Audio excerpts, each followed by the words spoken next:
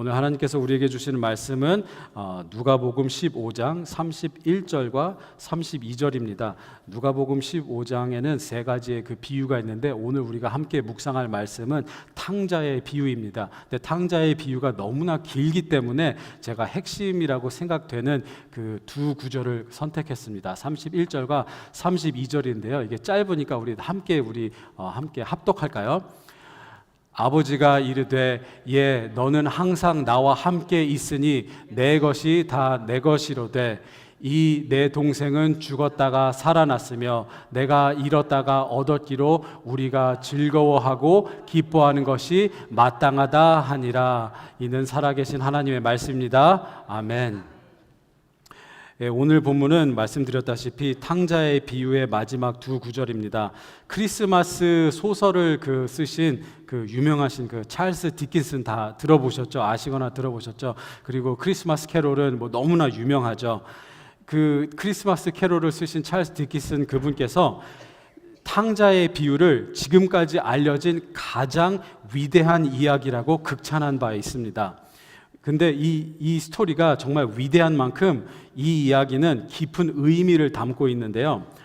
어떤 분들은 탕자의 비유의 주인공이 둘째 아들이라고 합니다. 또 어떤 분들은 탕자의 비유의 주인공은 큰아들, 첫째 아들이라고 합니다. 그리고 어떤 분들은 탕자의 비유의 주인공은 아버지라고 하는데요.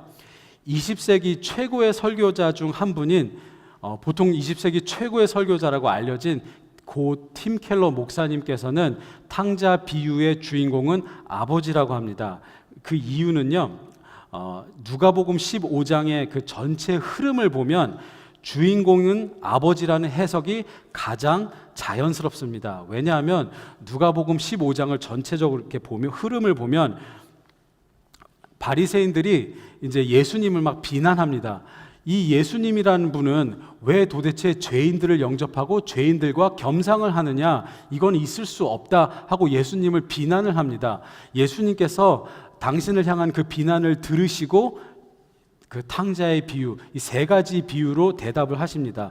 누가복음 15장에 보면 예수님은 자신을 잃어버린 양을 찾는 목자로 설명하십니다.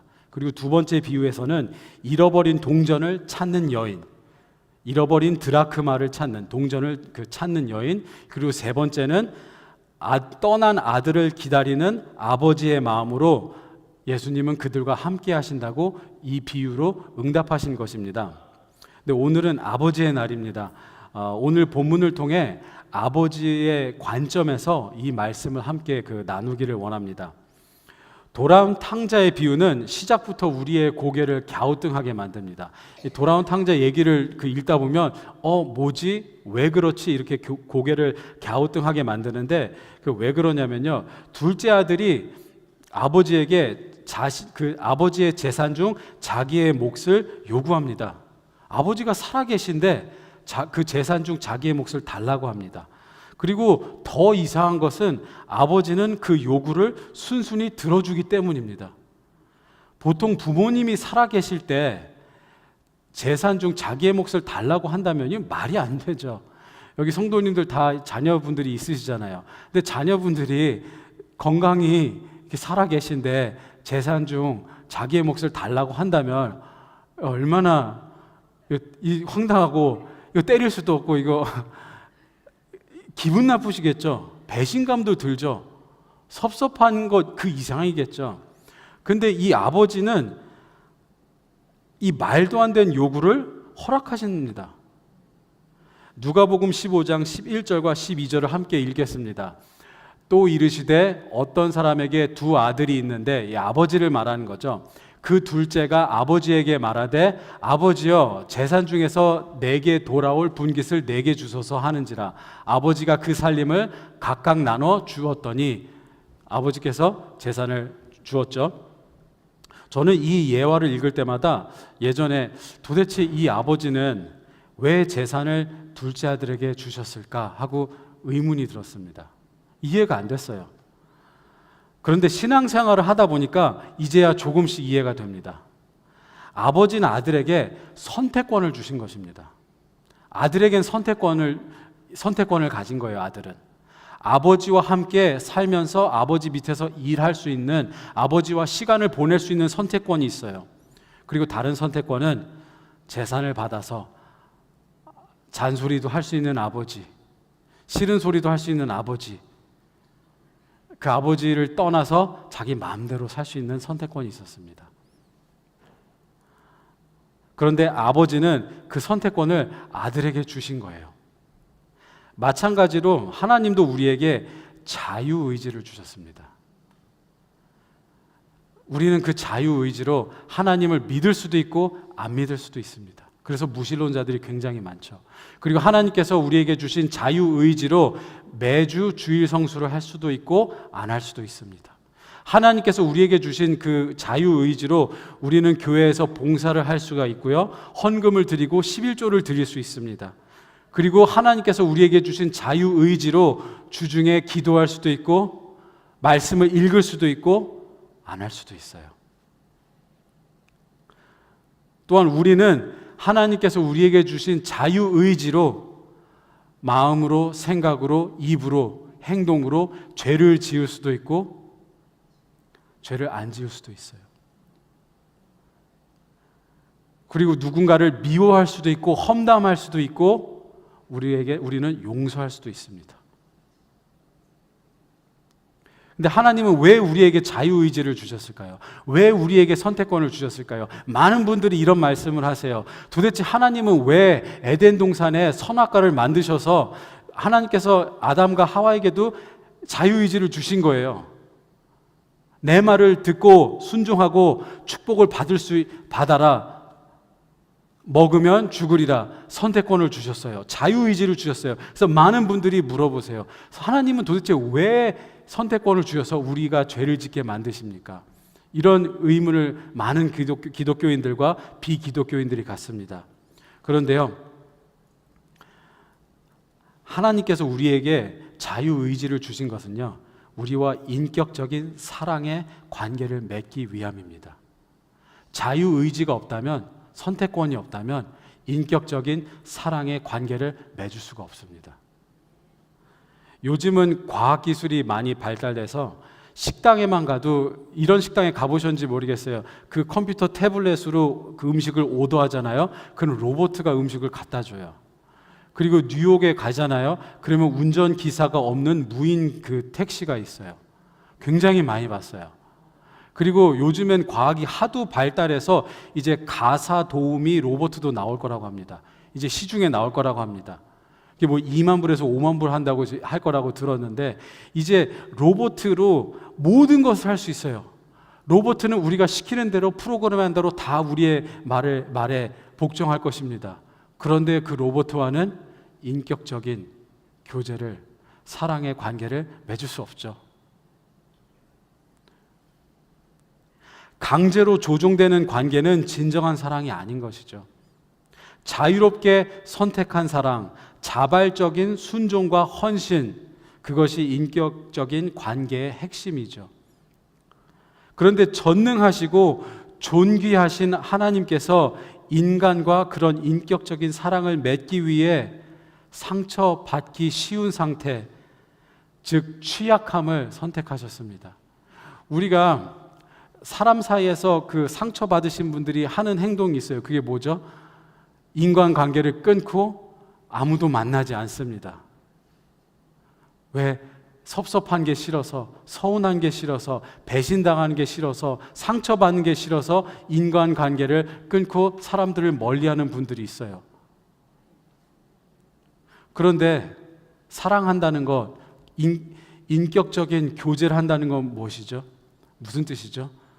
사랑하려면, 사랑을 받으려면 내가 상처를 받을 수 있다는 것을 받아들여야 돼요. 서운할 수도 있어요. 섭섭할 수도 있어요. 자식들을 아무리 사랑하시잖아요. 근데 자식들한테 섭섭할 때 있잖아요. 이게 어쩔 수가 없어요. 배우자한테, 뭐 애인한테, 친구한테 나는 이만큼 좋은데 왜 저 사람은 나한테 이만큼밖에 안 주지 하고 섭섭할 수가 있어요. 그게 인간관계잖아요. 그런데 인간 관계라는 것은, 인격적인 교제라는 것은 섭섭함을 감수해야 된다는 거예요. 그런데 하나님께서는 우리와 인격적인 교제를 하시기 위해서 이 취약함을 선택하셨습니다. 전능하시고 존귀하신 창조주가 피조물에게 서운함을 받을 수 있는데, 배신을 당할 수도 있는데도 불구하고 하나님은, 창조주는 취약함을 선택하셨어요. 그만큼 하나님은 우리와 인격적인 교제를 하길 원하세요. 그러니까 하나님이 우리에게 진정으로 원하시는 게 무엇일까요? 그냥 헌금하고 예배드리고 봉사하면, 행동으로 하면 끝일까요? 아니죠. 우리 마음에서 우러나오는 예배, 우리 마음에서 우러나오는 헌신, 정말 우리 마음에서 나오는 예물.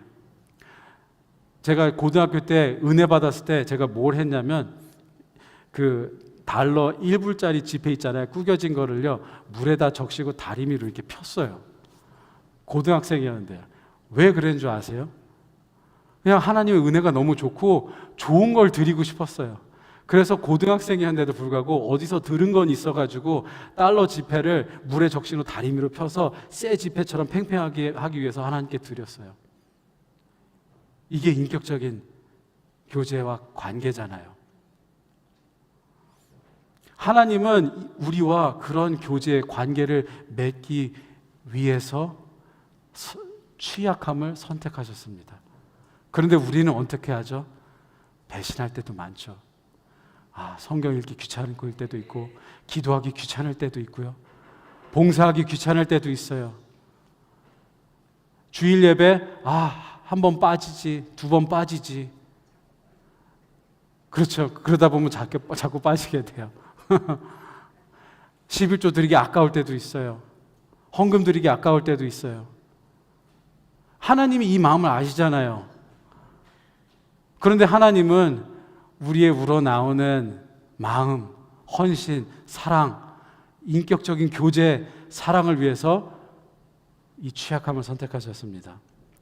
근데 오늘 본문으로 돌아가서, 둘째 아들은 아버지와 함께 사는 것이 싫어서 자기 몫의 재산을 받자마자 먼 나라로 떠납니다.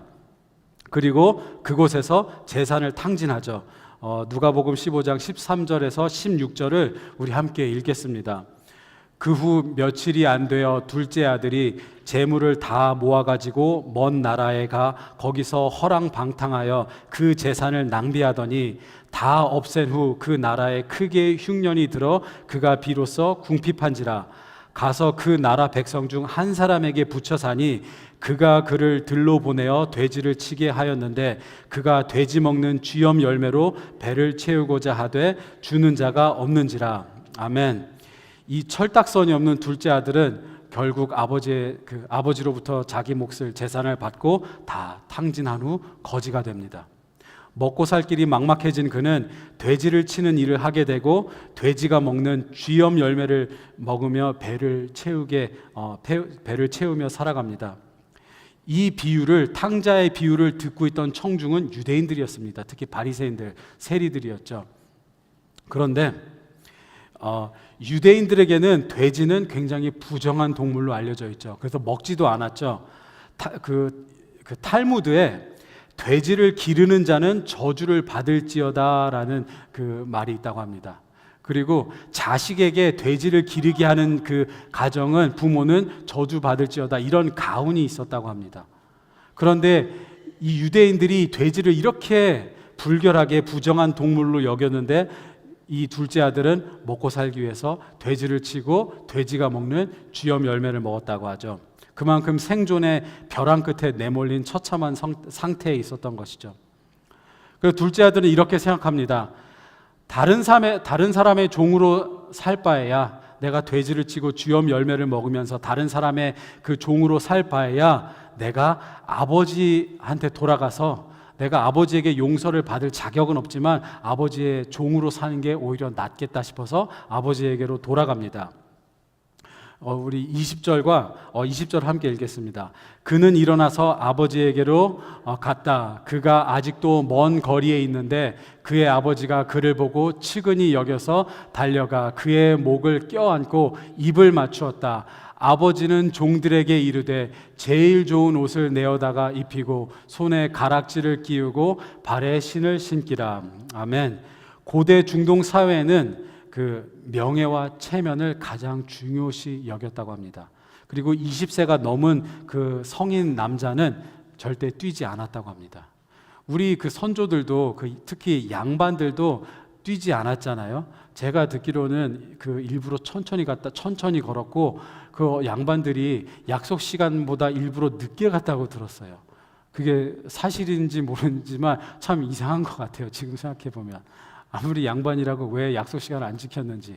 근데 이때에도 성인 남성 20세가 넘은 사람들은 절대 뛰지 않았다고 합니다. 그런데 학자들은 이 아버지가 뛴 데에는 이유가 있다고 합니다. 그 이유가 뭐냐면 고대 중동 사회는 명예와 체면을 굉장히 중요시 여겼다고 말씀드렸잖아요. 그런데 개인의 명예와 마을의 명예가 연결되어 있었다고 합니다. 그래서 아버지의 명예를 훼손시킨 이 둘째 아들은 마을의 명예도 훼손시킨 것이라 여겼다고 합니다. 그래서 이 둘째 아들이 떠났다가 돌아오잖아요. 이런 자들이 마을의 명예를 훼손한 자들이 떠났다가 돌아왔을 때 마을의 장로들이 모여서 그 마을을 떠났다가 돌아온 자 발 앞에다가 그릇을 깨트렸다고 합니다. 그게 뭐냐면 당신은 우리의 마을의 명예를 훼손했으니 당신을 우리 마을에서부터 추방합니다. 그런 의식을 거행했다고 합니다. 그 역사적인 관점을 우리가 생각해 보면 이 아버지가 왜 뛰었는지 알 수 있죠. 아버지는 마을의 장로들이 와서 그릇을 깨는 추방하는 의식을 거행하기 전에 먼저 달려가서 아들을 용서하고 종처럼 살던 아들을, 우리 종들은 신발을 안 신고 살았죠. 신을 신기고 가장 좋은 옷을 입히고 가락지를 끼우고 아들의 권한과 권리가 아직도 유효하다고 마을 사람들에게 공표한 것이죠.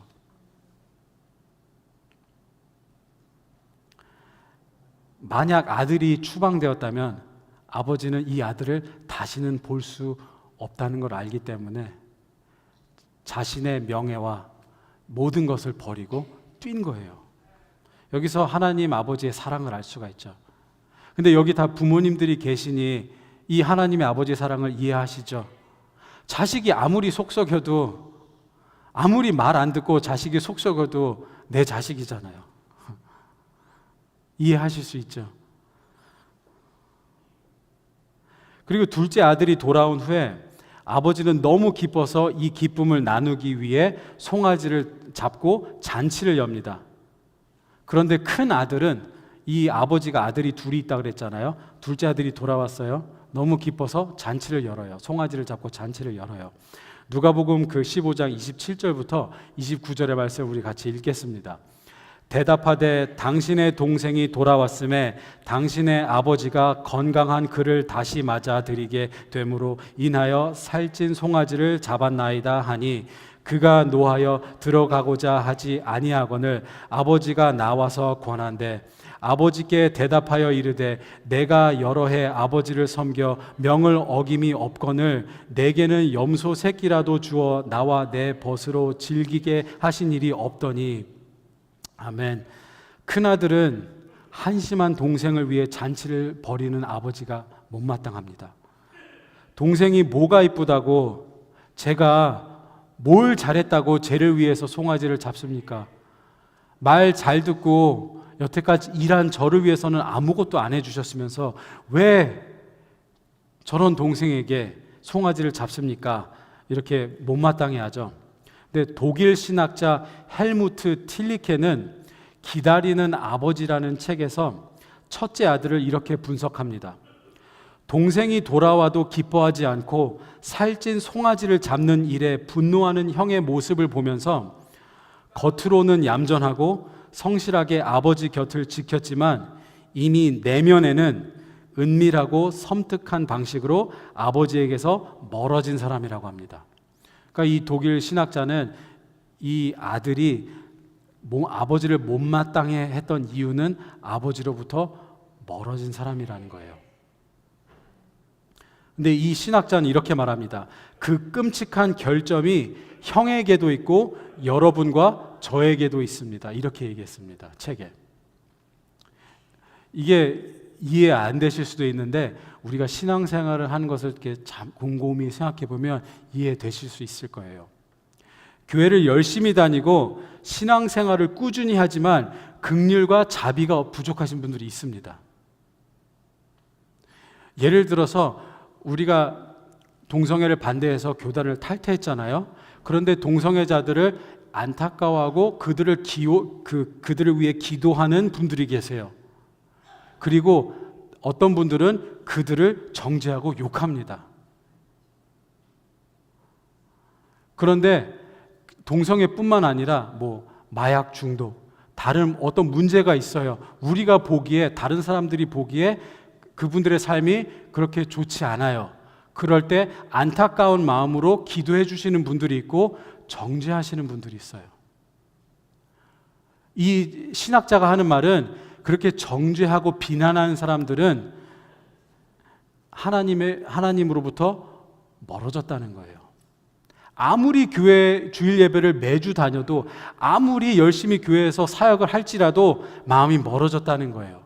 근데 이거를 왜 이러냐면요, 고 팀 켈러 목사님은 탕부의 하나님이라는 책에서 하나님과 멀어진 이유를 이렇게 설명합니다. 굉장히 예리하게 설명하셨어요. 첫째 아들처럼 자비와 긍휼이 없는 사람들은 하나님과 인격적인 관계가 아니라 give and take 관계라는 거예요. 하나님과 give and take 관계이기 때문에 하나님과 내면으로는 멀어졌다는 거예요. 겉으로 봤을 때는 교회 생활 열심히 하고 겉으로 봤을 때는 좋은 그리스도인 같지만 give and take이기 때문에 내면으로부터는 멀어졌다는 것입니다. 이 탕부의 하나님이란 책에 보면 큰 아들과 둘째 아들은 똑같다고 합니다. 뭐가 똑같죠? 둘 다 아버지로부터 원하는 것은 한 가지예요. 아버지의 재산이에요. 큰 아들이 아버지의 재산을 받는 방법은 순종하는 방법입니다. 아버지의 말을 잘 들으면 내가 기도 열심히 하고 내가 헌금 생활 열심히 하고 내가 교회 매주 빠지지 않고 가면 하나님이 나를 축복해 주시겠지, 우리 가족을 돌봐주시겠지, 이런 give and take예요. 받고 싶은 게 있어서 기부를 하는 거예요. 그런데 둘째 아들도 똑같이 원하는 것은 아버지의 재산이에요. 근데 둘째 아들이 재산을 받는 방법이 뭐였죠? 그냥 무례하게 요구하는 거예요. 제 몫을 주세요. 교회에서 열심히 사역하는 평신도나 목회자들도 이런 두 부류가 있습니다. 우리 대부분 감리교회에서 나오셔서 이 파송 제도를 잘 아시죠? 제가 이 뉴잉글랜드 지역은 잘 모르겠어요. 근데 제가 경험했던 이런 연회 같은 데를 보면 이게 큰 교회가 있고 작은 교회가 있어요. 그러면 파송 시즌이 이제 7월 달이잖아요. 연합감리교회는. 그러면 어떤 분들은 큰 교회로 파송돼요. 아니면 그 전에 있던 교회보다 더 좋은 교회로 가요. 남들이 보기에. 어떤 분들은 큰 교회로 파송되질 못해요. 그럴 때 목회자도 서운하고 하나님께 서운하고 섭섭하고 동료를 향한 시기 질투를 갖는답니다. 왜 그렇죠? 나도 열심히 했는데 왜 나한테는 축복을 안 해주셔? give and take예요. 나도 열심히 헌신했는데, 나도 열심히 사역했는데 왜 나한테는 안 해주시지? 섭섭합니다. give and take예요. 그리고 우리 평신도 분들도 비슷합니다. 어떤 부분이 비슷하죠? 권사나 장로로 피택되지 못하면 굉장히 서운합니다. 나 매주 주일 예배 갔는데, 수요 예배 갔는데, 새벽 예배 갔는데 왜 나 권사 안 시켜줬지? 왜 장로로 피택 안 해줬지? 서운합니다. 섭섭합니다. 가끔 이 일로 교회가 시끄러워지고 교회를 떠나기도 합니다. 이게 왜 이런 일이 생기죠? give and take인 거예요. 내가 이만큼 했으니 나한테 이만큼을 주셔야죠.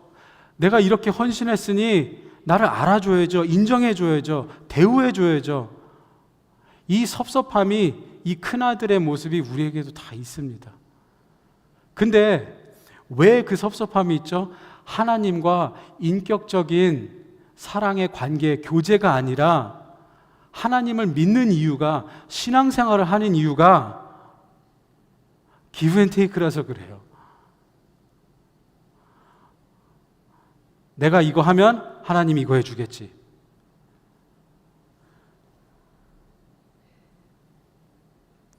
반면에 하나님 아버지의 마음을 알고 성숙한 자녀들은 무언가를 얻기 위해서 헌신하고 기도하고 헌금하지 않습니다. 성숙한 기독교인은 그냥 하나님과 같이 시간을 보내는 게 즐거워서, 드라마 보는 것보다 성경 읽는 게 재밌어서, 세상 음악 듣는 것보다 트로트나 클래식 음악 듣는 것보다 찬양이 더 좋아서 듣는 것입니다. 세상에 나가서 친구들과 노는 것보다 교회에서 봉사하고 형제 자매들과 같이 있는 게 즐거워서 봉사하고 헌신하는 거예요.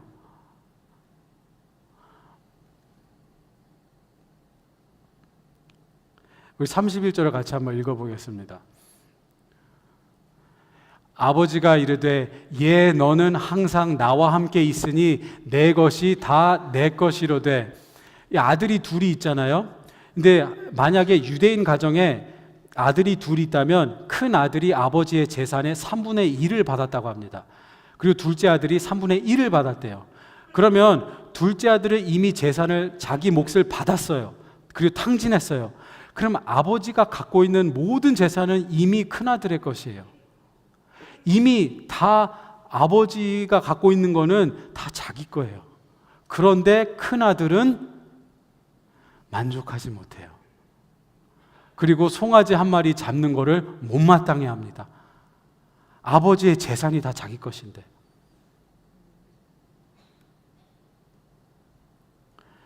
은퇴하신 그 목사님이죠. 잔 파이퍼 목사님이라고 계세요. 굉장히 유명한 미국의 목사님이신데, 은퇴하신 목사님인데, 이분이 이런 명언을 남기셨습니다. 당신이 그분 안에서 가장 만족할 때 하나님은 당신을 통해 가장 영광을 받으십니다. 우리는 그 유명하신 분들이 연예인이나 스포츠 스타나 우승하거나 상 받으면 하나님께 영광을 돌린다고 하잖아요. 물론 좋은 방법이죠. 그런데 이분은 이렇게 설명하셨어요. 하나님이 가장 영광 받으실 때가 언제냐면 우리가 하나님을 가장 즐거워할 때라고 합니다. 근데 이게 인격적인 관계라면 당연히 그렇지 않을까요? 애인이나 부부랑 같이 있거나 가족끼리 같이 있는데 나는 그냥 우리 가족이 함께 있을 때가 제일 행복해가 가장 그 부모님으로서 기분 좋지 않을까요? 그리고 특별히 무언가를 하진 않아도 나는 당신과 함께 있는 게 가장 기분 좋아, 이런 얘기를 듣는 게 배우자로서 가장 기분이 좋지 않을까요? 근데 계속 배우자나 자식이 조금만 시간을 아버지랑 보내서 용돈을 받아내야지, 이런 생각으로 자식이 시간을 보낸다면 아버지가 섭섭하죠. 그럼에도 불구하고 아버지의 사랑은 용돈을 주시겠죠. 그런데 섭섭함은 당연히 있겠죠.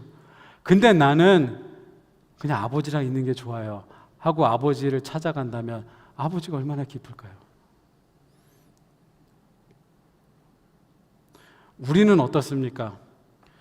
우리는 하나님과 인격적인 교제에서 가장 큰 기쁨을 누리며 살고 있습니까? 아니면 이 세상에서 잘 살기 위해 지옥에 가지 않고 천국 가기 위해 하나님을 믿습니까? 내 자손들이 내가 건강하고 가족이 잘 살기 원하는 마음으로 하나님을 믿습니까? 아니면 그냥 하나님이 좋아서 예배를 드리십니까? 헌신하십니까? 물론 잘 살기 위해서 하나님을 섬긴다는 것이 잘못된 것이 아닙니다. 그것도 믿음입니다. 하나님을 붙잡는 게 복이라는 걸 안다는 게 그게 믿음이죠. 하지만 믿음이 성숙할수록 우리는 하나님 아버지의 마음을 더 깊이 헤아리고 더 성숙할수록 하나님과 함께하는 그 자체를 가장 큰 기쁨으로 여길 것입니다. 3달 전쯤에 한국에서 굉장히 히트한 그 드라마가 있습니다. 아마 보셨거나 들어보셨을 거예요. 그 제목은 폭삭 소가수다입니다. 보신 적 있으세요? 들어보셨어요? 폭삭 소가수다. 이게 제주 그 방언으로 수고 많이 했어요라는 뜻이라고 합니다. 이 드라마는 매회 시청자들을 웃기고 울리게 했습니다. 그리고 많은 사랑을 받았죠. 이 드라마가. 드라마 전반부에는 그 딸을 향한 어머니의 사랑을 그립니다. 그 해녀인 광래는 자식들을 더 잘 키우기 위해 그 먹여 살리기 위해 키우기 위해서 억척스럽게 바닷물에 매일 들어가죠. 그리고 돈을 벌고 딸 애순이를 더 좋은 삶을 살게 하기 위해서 작은 집에 보냅니다. 근데 어린 애순이는 엄마가 이해가 안 돼요. 왜 엄마는 나랑 시간을 보내지 않고 맨날 바닷물에 들어갈까? 나는 엄마랑 살고 싶은데 엄마는 왜 나를 작은 아버지 집에 보낼까 하고 섭섭해합니다. 그런데 애순이가 성인이 되어 엄마가 되면서 자기 어머니의 마음을 이해합니다. 애순이는 엄마가 된 후에 광래가 왜 그랬는지, 왜 모든 것을 희생하며 헌신했는지 이해하죠. 그리고 자신도 딸을 위해 헌신하는 엄마가 됩니다. 그리고 드라마 후반부를 보면요, 그 아버지의 사랑을 그리죠. 애순이가 관식이랑 결혼하는데 이제 딸을 낳잖아요. 금명이를 낳아요. 금명이를. 근데 이제 금명이를 위해서 그 관식이는 그 와이프와 자녀들을 위해 모든 것을 헌신하는, 희생하는 그런 아버지의 사랑을 그리는데, 그 관식이가 이런 대사를 해서 되게 많은 사람들이 그 감동시켰죠. 아빠 항상 여기 있어. 수 틀리면 빠꾸 아빠한테 냅다 뛰어와. 이렇게 관식이는 자식을 향한 무한한 희생하는, 헌신하는 사랑을 이렇게 표현했습니다. 어렸을 때는 당연하게 여겼던 부모님의 사랑이 사실은 당연한 것이 아니었으며 그 사랑에는 많은 수고와 희생이 담겼다는 것을 깨닫는다면 조금 철들은 것이죠. 그걸 모른다. 부모님의 사랑을, 오늘 아버지의 날이니까 아버지의 사랑을, 아버지가 매일 일하시고 가정을 지키시고 이것들이 다 당연하다고 여겼다면 아직 철이 안 든 거죠. 근데 철이 들었다면 뭐죠? 아버지의 어깨가 굉장히 무거웠겠구나. 아버지가 우리 가정을 먹이 살리려고 정말 힘드셨겠구나. 이거를 알면 조금 성숙한 것이죠. 그리고 좀 성숙하고 철이 들면 어떻게 하죠? 그 사랑을 베풉니다. 자기 자식에게 베풀죠. 우리도 하나님 아버지의 자녀입니다. 처음 하나님을 믿었을 때는 무한한 하나님의 사랑과 십자가의 헌신을, 십자가의 은혜를 깊이 생각 못하죠. 그냥 예수 믿으면 천국 간대 하고 믿죠. 그리고 축복받기 위해서, 더 잘되기 위해서 기도하죠. 그런데 성숙한 그리스도인은 하나님 아버지의 마음을 헤아리고 그 사랑을 삶 속에서 실천합니다. 오늘 본문을 통해 3가지 적용 말씀을 나누고 마무리하려 합니다. 첫 번째는요, 하나님 아버지의 크신 사랑을 깨닫고 하나님의 마음을 조금이나마 헤아린다면 우리는 잃어버린 영혼을 위해 기도하고 전도해야 합니다. 이게 너무나도 당연한 일이에요. 제가 이게 전도는 한 번도 안 하고 잃어버린 영혼들에 대한 안타까움과 열정이 하나도 없고 교회 생활만 열심히 한다? 그러면 큰형 같을 수도 있어요. 하나님을 믿지 않는 분들, 교회를 떠난 분들이 다시 하나님께 돌아올 수 있도록 간절히 기도하며 사역하는 것이 하나님께서 우리에게 가장 바라는 것이 아닐까요? 근데 성숙했다면, 철들었다면 이 마음을 알지 않을까요? 성도님들도 아실 거예요. 이런 찬양이 있습니다. 아버지 당신의 마음이 있는 곳에 나의 마음이 있기를 원해요. 아버지 당신의 마음이 있는 곳에 나의 마음이 있기를 원해요. 아버지 당신의 눈물이 고인 곳에 나의 눈물이 고이길 원해요. 아버지 당신이 바라보는 영혼에게 나의 두 눈이 향하길 원해요. 아버지 당신이 울고 있는 어두운 땅에 나의 두 발이 향하길 원해요. 어쩌면 잃어버린 영혼을 향한 열정이 우리의 성숙함을 반영한다고 해도 과언이 아닐 것입니다.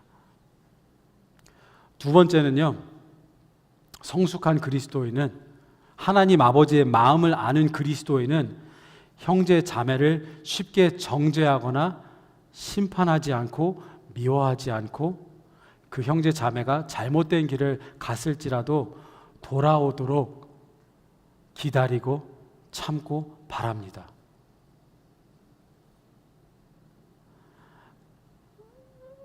우리가 아는 사람이 잘못된 길을 가는 게 딱 보여요. 그런데 애타는 마음이 없다면 하나님과 멀어져서 그런 게 아닐까요? 철이 들지 않아서 그런 게 아닐까요?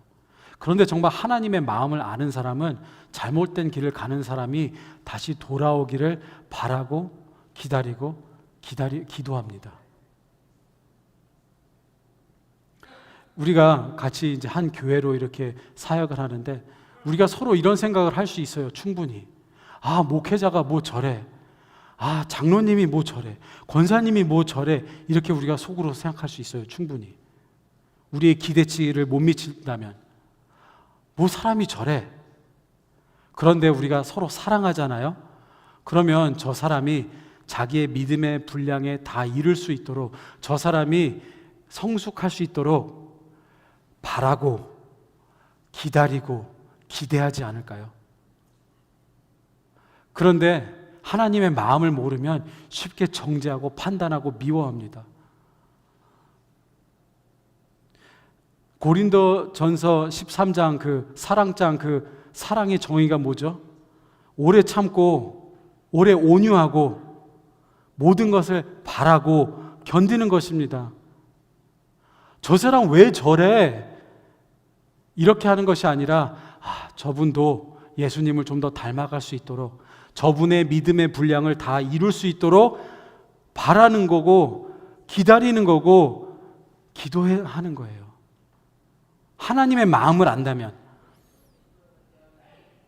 그게 아버지가 한 거잖아요. 우리 부모님들이라서 다 아실 거예요.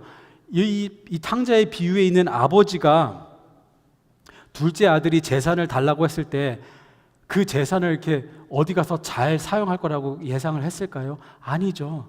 이 철딱선이 없는 아들이, 망나니 아들이 재산을 달라고 했을 때 이 재산을 가지고 가서 다 탕진할 거라고 알았겠죠.